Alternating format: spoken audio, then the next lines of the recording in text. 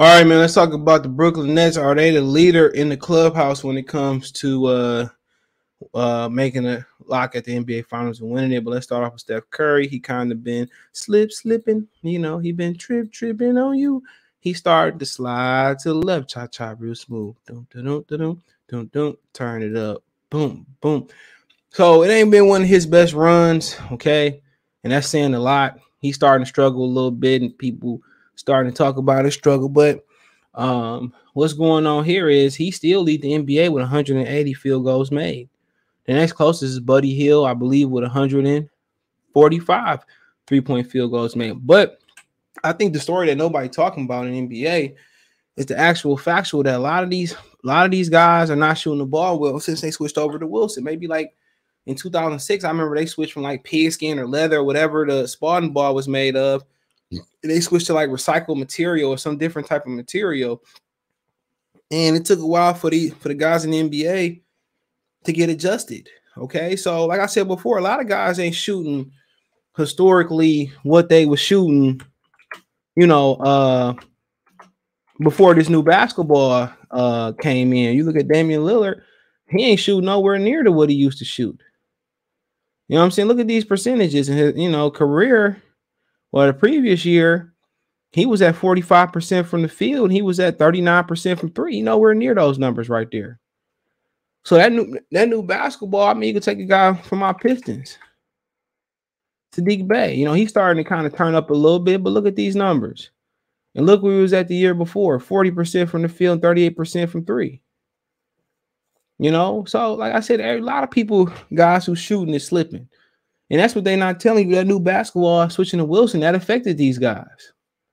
It ain't just like us going to the park and saying, we about to hoop, we about to hoop, we about to hoop. And it don't matter what ball it is. These dudes are spoiled, but Steph was chasing that record and it took a lot out of Steph. And when he got that record, it probably was elite. Because remember, leading up to him getting that record, he started to hit a shooting slump. So I think for him, he was playing at such a rapid pace. He probably felt like we felt. He had to play at a superstar level for them just to be where they at last year. But one thing that happened for the Warriors, was that they started to get some help. Some guys started to develop. That's the biggest difference from this year and last year. Steph ain't doing too much different from what he done in previous years. If you look at Steph Curry, what's the difference? Other than this year, he kind of slipping, but that's because he probably tired. But if you look, he's pretty much, held it down each year doing what he need to do. The biggest difference with the Warriors is not him. You can look at what Draymond has done. You can look what Draymond has done historically. It's about the same. Draymond ain't changed nothing. Draymond ain't really did nothing. Y'all say, well, why they record so much better this year? And then if you look at Steph Curry, the only cause for concern I would have if they record started to flounder to the bottom of the West. It's not starting to go there. And when you look at them, the biggest difference, this team is in the best position you can be in. The best position you can be in. Even teams that win the championship, they not set up like the Golden State Warriors set up. And obviously for the NBA, the biggest finals rating would be Golden State versus Kevin Durant and Brooklyn Nets. No doubt about it. But if you look at this team, they really get contributions from places they didn't expect contributions to come from. Obviously, brought Iguodala back. They was mad at him because he talked about how they forced, he exposed them on how they did Kevin Durant, basically forced him to play on injury. You ain't got Clay back. He probably won't be the same until like at least or close to the same to next season. But what's going on here is you got a guy like Andrew Wiggins who's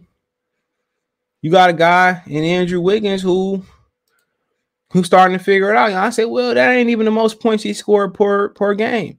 But when he was scoring 20 in Minnesota, it didn't amount to nothing. And at 26 years old, people was ready to give up on him. All right, he might not be shooting a free throw line from what he should be shooting from, but he's starting the ball. He's starting to be a team player, and he's starting to kind of, just because he's the number one pick don't mean he had to go out there and be LeBron James. He finding his niche in this league.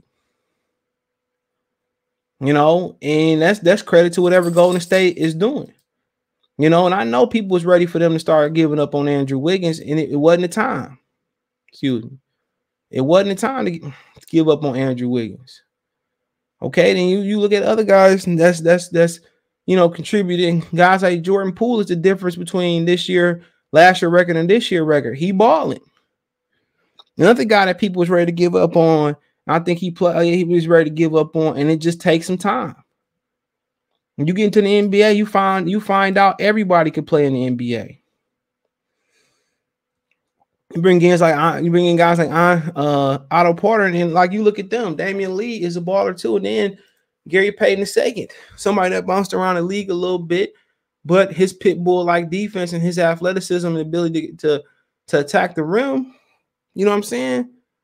So I mean, you look at it, man. They got young guys that's really manifesting and developing into veterans and finding their role in this league. And then you think about it, guys like Wiseman. You guys like Wiseman, who's 20 years old, I wouldn't trade him for nothing. It might take some time. Do what you did with Poole and Wiggins.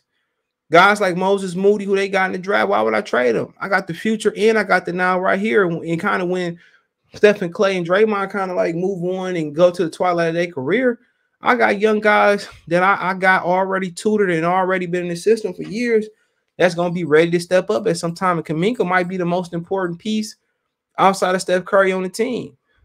Once he started to kind of get used to the English barrier kind of fall for him, and that jump shot started to fall for him, it's probably going to be a wrap. Very talented player, man. Athletic. So, I mean, they got the perfect balance of here and now. And if they win the championship, you know what I'm saying? I mean, they're going to be all right. Then you got important veterans like Kevin Looney, who won a championship. So, like I said before, Steph Curry can afford a little slippage and getting used to the basketball, or, used to being stressed or get stressed and need a break. He got way more help this year. Nobody do it on their own. Not Michael Jordan, not LeBron James. Nobody wins in this league on their own. But, let's talk about Brooklyn, right? So now Brooklyn is supposed to be the leader in the clubhouse, and then people say, well, pencil them in. I think Chicago might have something to say about that. I think Milwaukee will get healthy. They might have something to say about that. Okay. So,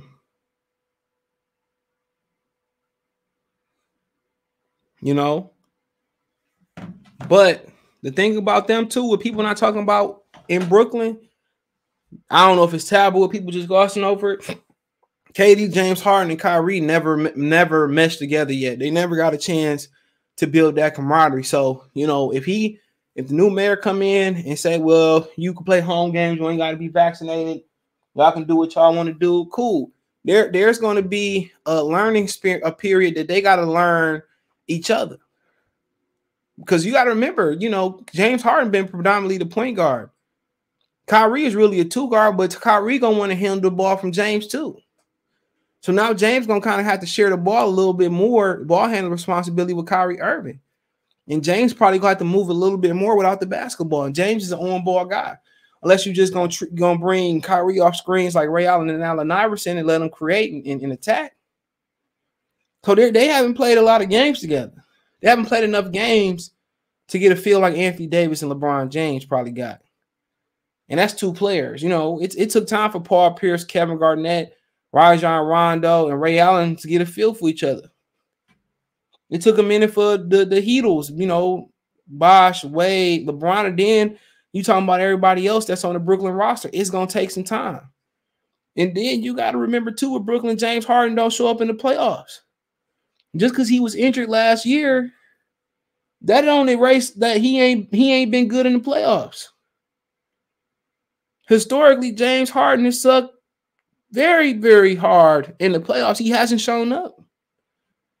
And then you got to answer, will Kyrie be healthy when the playoffs come? Because he ain't never healthy when the playoffs come. So penciling in Brooklyn, and even worse, putting them in permanent marker for the championship or winning it or getting out the East, I think it's really premature. These three guys plus the other guys that's on the Brooklyn Nets roster, they gotta form camaraderie. They have to get used to playing with each other. They gotta gel.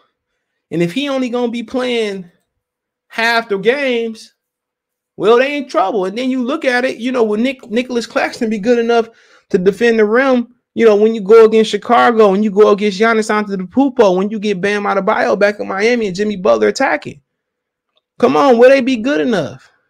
Well, Joe Harris sucks in the playoffs. So if Kyrie and Kevin Durant, James Harden need some help, it's gonna lie on the shoulders of Patty Mills, LaMarcus Aldridge. This is vice versa. This is a team that's built to win now. They have no future in Brooklyn. They probably don't have no picks unlike Golden State. They don't have nothing here. If one guy go down, it's nothing behind them. And that was a big issue with trading Caris LeVert. They don't have nothing. Bruce Brown, solid. He was playing Detroit. Checking my Detroit channel. Marcy Sports off everything Detroit sports news related. But you look at this team, they had to hope Cameron Thomas develop baller out of LSU. But right now, bro, I think they far from a lock. And my thing is, Harden ain't gonna show up with Kyrie be healthy enough when the throwdown come and win the championship. And that's in the question right now. So let me know what you girls and guys think. Check the NBA Talk playlist out. Thumbs up the video, share the video, subscribe to the channel. Next subscribe button is the bell icon button. You get all notifications, increase your chance to notification. You got live drop a video. Want to make a financial donation? Cash App $ CJ Good 313, Venmo CJ Good 313. They're rolling at the bottom of the screen and in the description. PayPal link exclusively in the description. Find me on Twitter, Facebook, Instagram. If you want to reach out, if you have business question, inquiry, response, your video question, you want to chop it up. Reach out anytime. Appreciate the love, support. Check the NBA Talk playlist for more videos like this one time.